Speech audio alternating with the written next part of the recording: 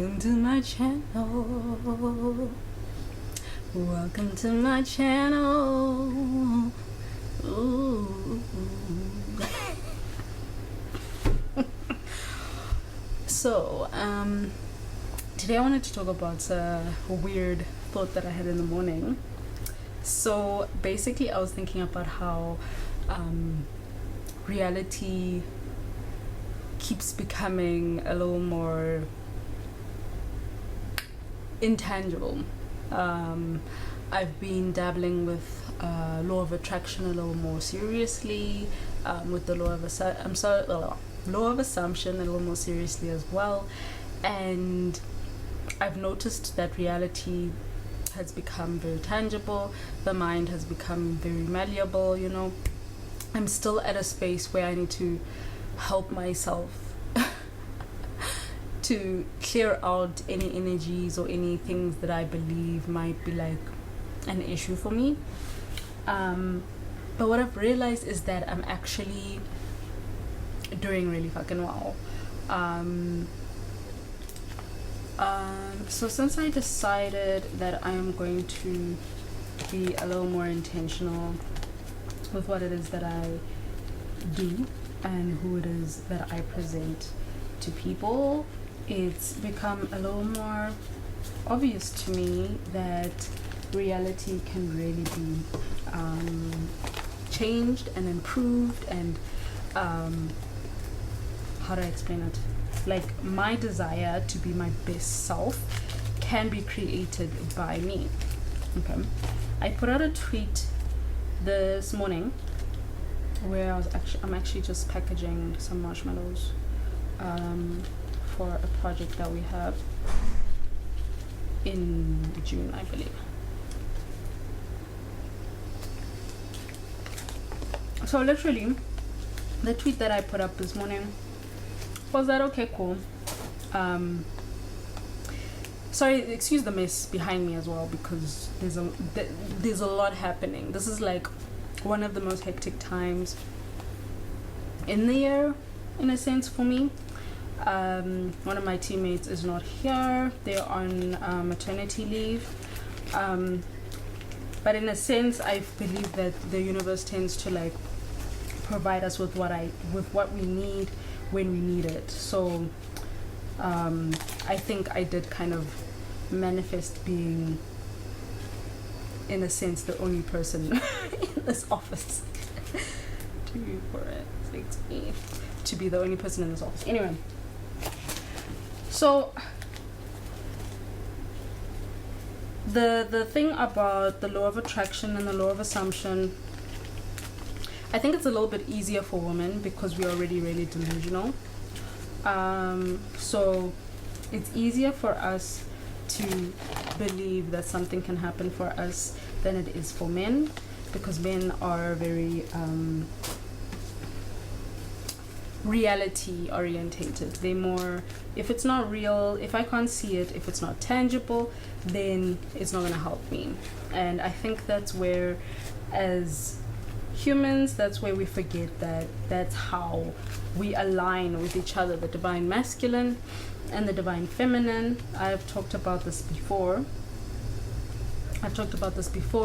where literally I said that, what, the divine masculine, as much as the divine masculine and divine feminine can be within one body, because we are a spirit before we are a human body, the divine, what's it called?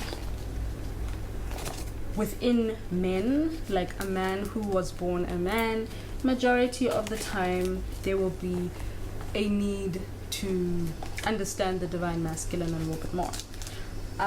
So I've gotten to a point where I actually realized that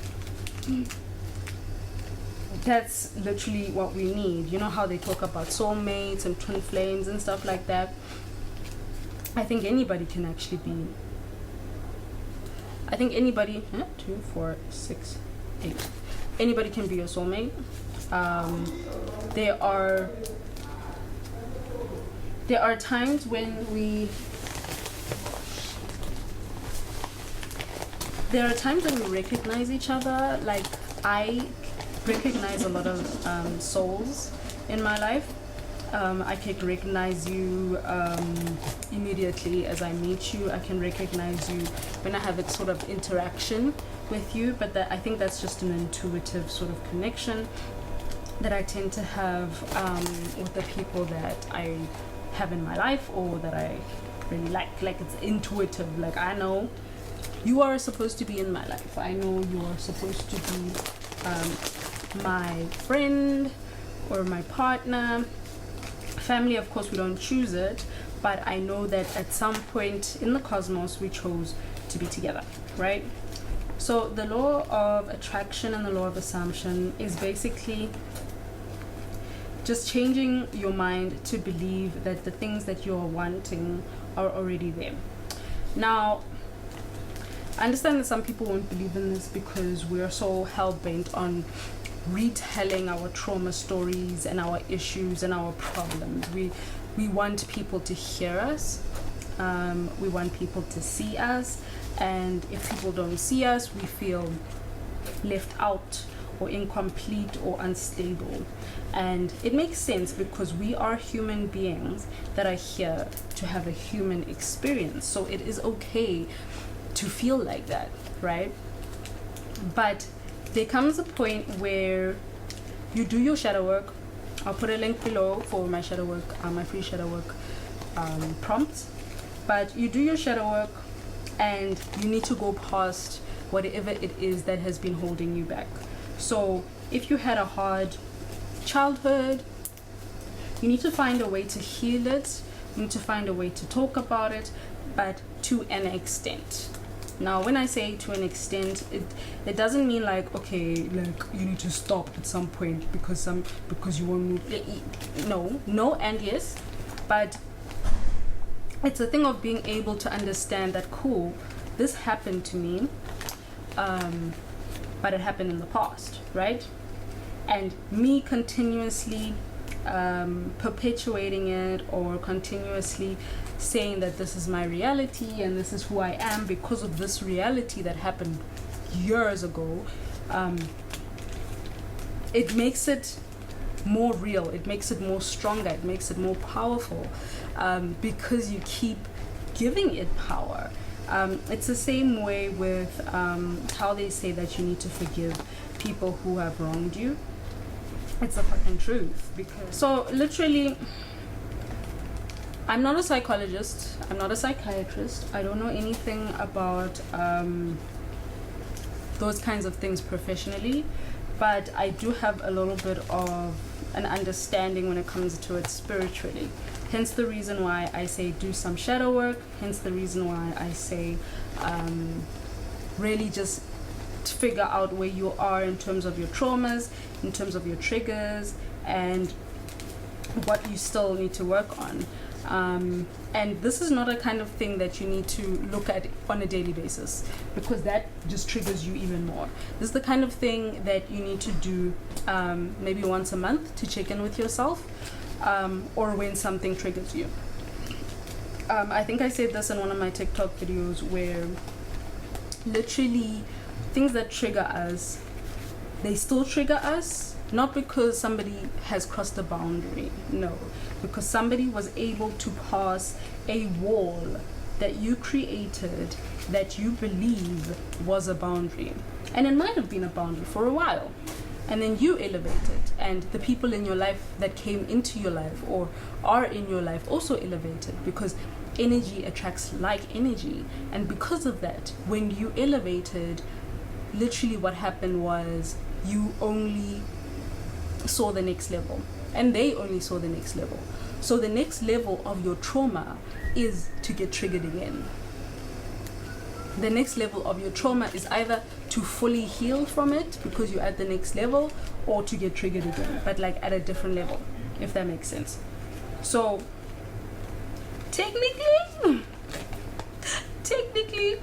you'll be healing forever. So to just recap, right? Basically, from my perspective and what I've learned, in order to heal, we mustn't repeat our traumas, or overthink our traumas or rethink our traumas unless there is something that has triggered us. Once there is something that has triggered us, we have to address that. So we either have to address that with ourselves, or we have to address it with our psychologist or psychiatrist, whatever, or we have to address it with the person who triggered us. Because what I've learned is that a lot of the time, the people who trigger us are the people that we really give a shit about. And because we really give a shit about them, anything that they might do that they're supposed to know better than or know better from, there's a tendency of this thing where we also forget that they're humans, right? The other thing that I learned is our reality is our reality because of everything that has happened to us and everything that we experience. So we see life in a different way to each other. There's literally no one person who will see life the same way. So if you think I am a villain in your life, it's okay. You can think that. But one thing that I do realize is that you mustn't hold on to whatever narrative that you are trying to hold on to just for other people to see you as the person who was wronged. Because in actuality, we never see facts as facts. We always see things with emotion, and unfortunately that can create situations that are not so pleasant, which is basically the human interaction. It's the human life, it's the way we live. But the reason why I say this is because once something triggers you, you actually just decide that you need to, say, maybe move forward. So talk about it, but don't talk about it to the extent that you are tired of talking about it. Talk about it to the extent of releasing whatever it is that you might have kept inside. Because some of us don't talk about our traumas. Some of us just keep it, and then we're 30-year-old angry people. But once you've talked about it, give yourself, and like honestly, then give yourself some time to release. Give yourself some time to forgive, because the only time that anybody else has got a hold on you, a hold on your ass, is when you're not fucking releasing shit.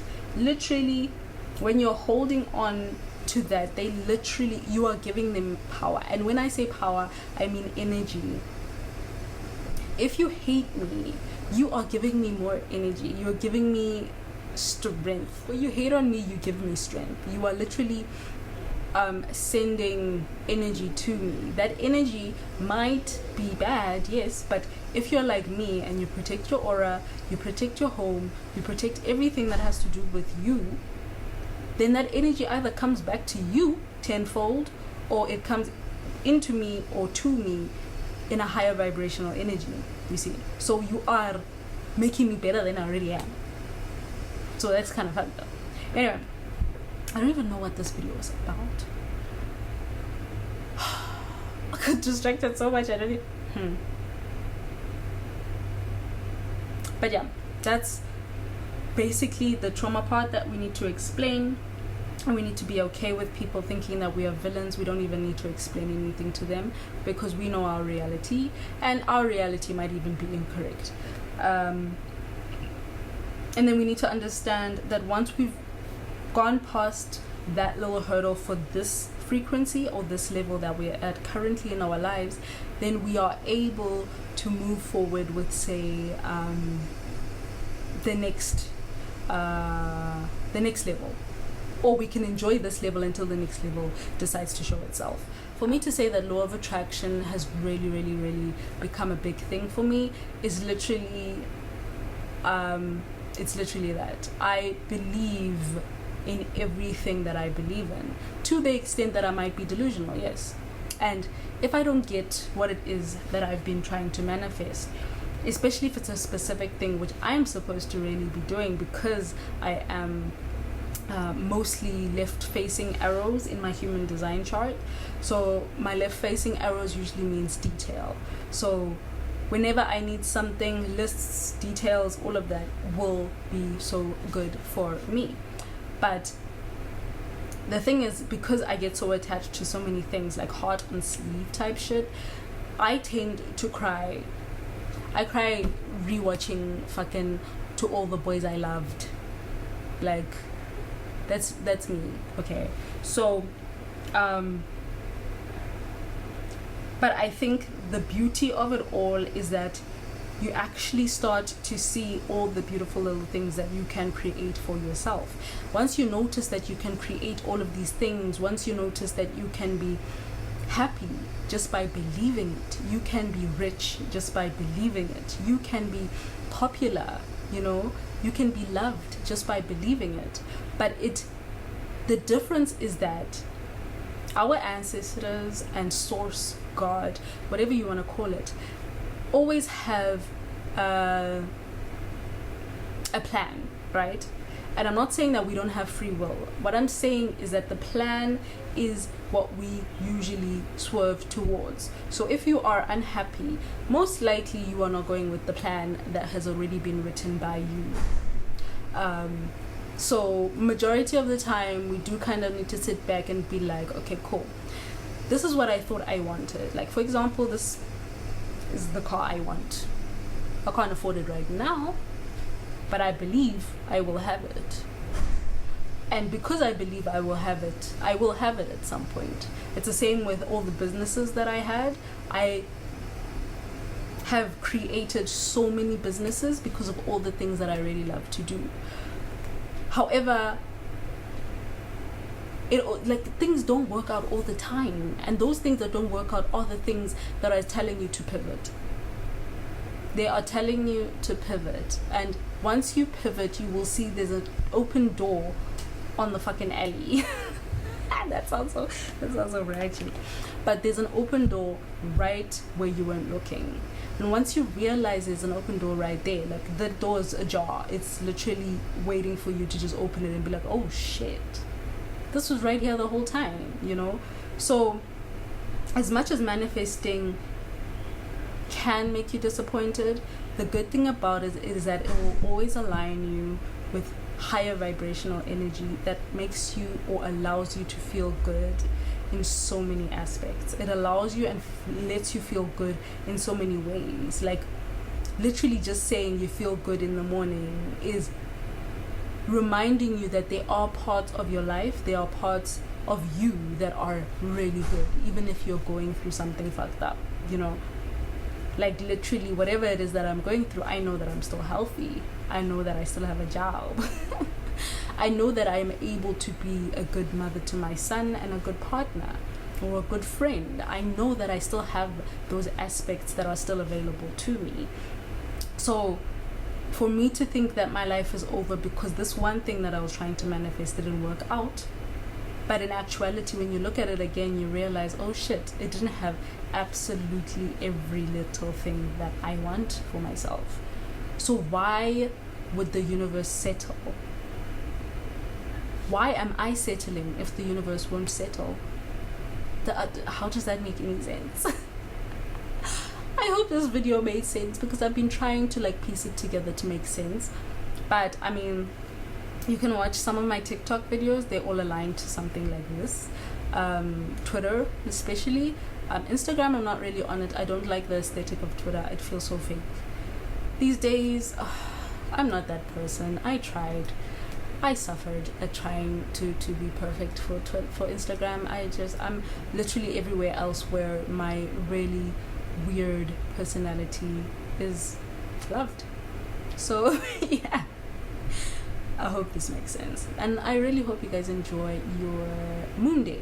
If I don't post this today, enjoy any day that you do watch it, okay?